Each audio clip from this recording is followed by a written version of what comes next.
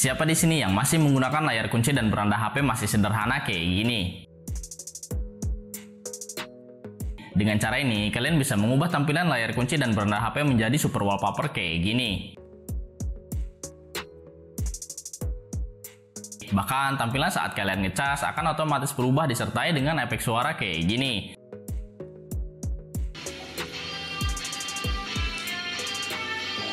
Mimin kasih tahu caranya. Gimana caranya? Gini caranya.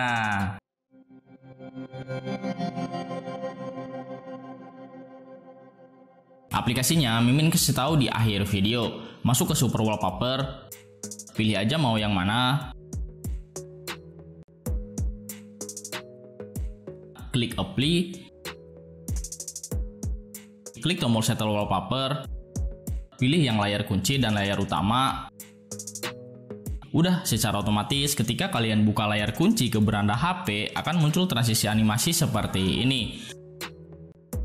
Begitu juga ketika kalian sedang ngecas HP akan ada transisi animasi disertai efek suaranya. Yang mau aplikasinya ada di sini ya.